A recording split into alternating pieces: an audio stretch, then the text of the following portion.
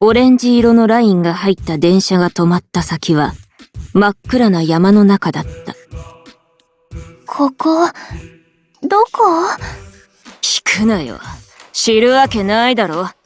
ごめんなさい。怒らないで。おどおどしているラプンツェルにシンデレラはため息をつく。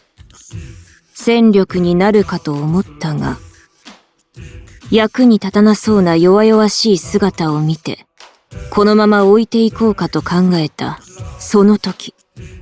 彼女たち、終電逃したの？先ほどよりもだいぶ小さな鉄の箱から、軽薄そうな青年が声をかけてきた。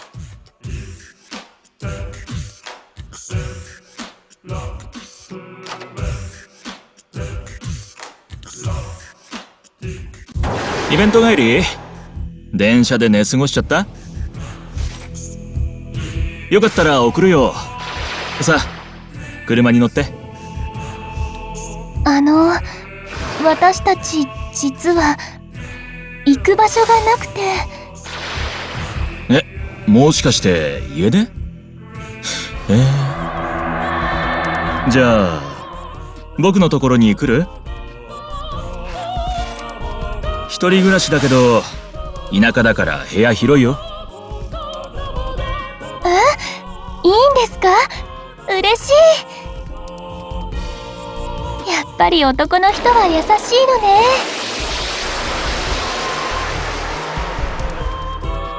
もう終わり？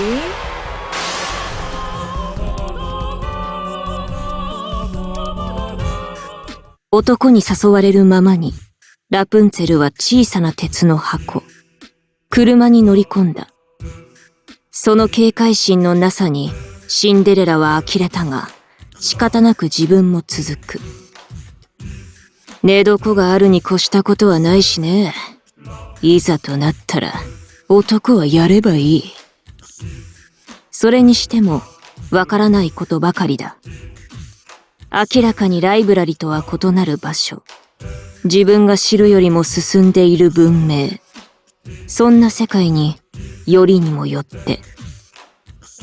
男のことしか頭にない、色ぼけ娘と一緒とは、運がないね。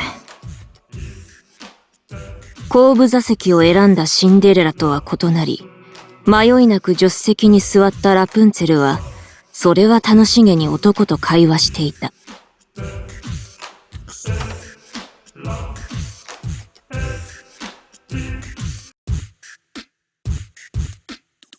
ここは山ばかりだろう？でもね、それがいいんだ。最近都心では異常な事件が多いし、田舎はのんびりしたもんだよ。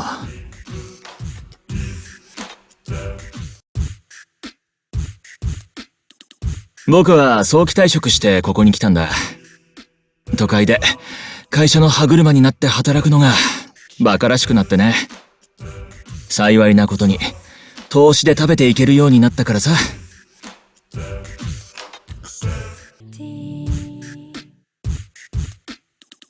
ほらこれ。今はスマホ1台あれば何でもできるから便利だよね。FX や仮想通貨も熱いけど、これからは NFT も注目していくべきだと思うよ、僕は。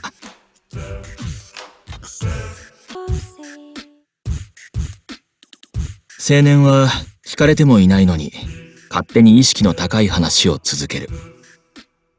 聞く気のないシンデレラがあくびをする一方で、ラプンツェルは絶妙な相槌を打っていた。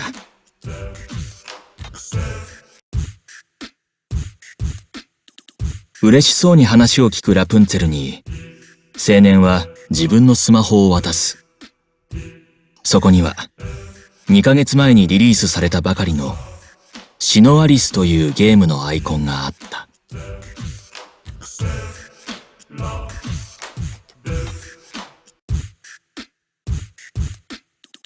そういえば、後ろの君、このゲームに出てくるキャラに似てるね。コスプレ？フロントガラスを通して、青年は後部座席に座ったシンデレラに視線を送った。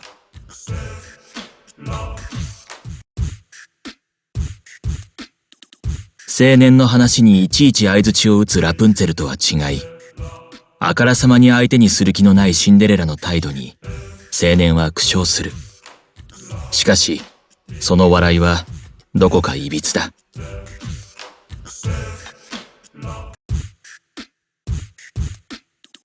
ほら、あれが僕の家だ。一軒家さ。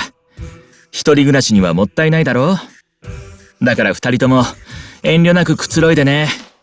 お風呂も入っていいからね。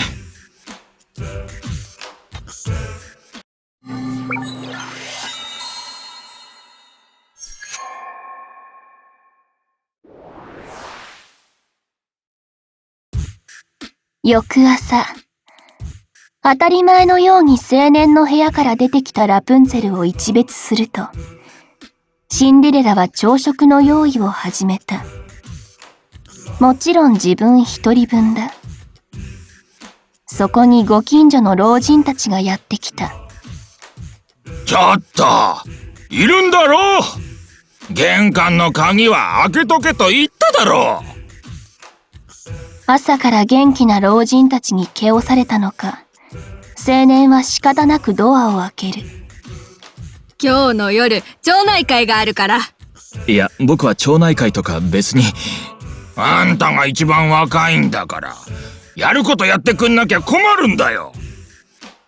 青年はギリッと歯を鳴らした。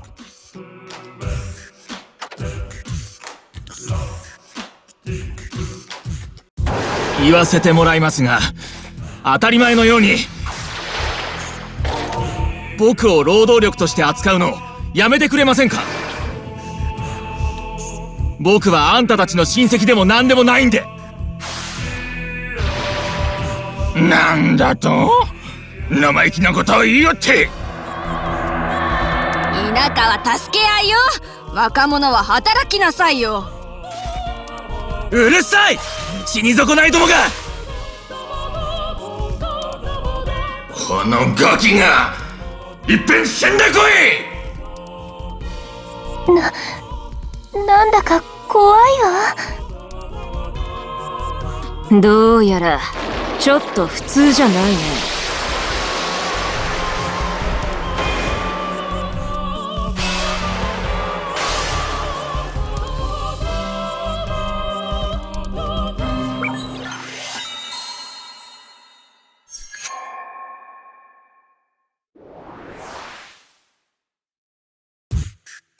お前なんざこれで一発だ。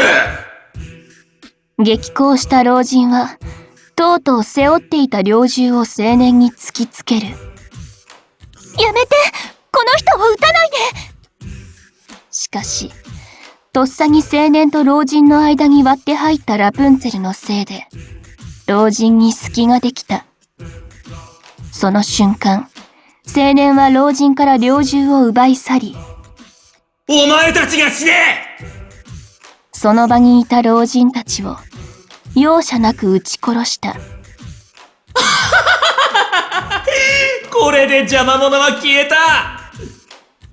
血だまりの中で高らかに笑う青年の目は異常な興奮に血走っていた。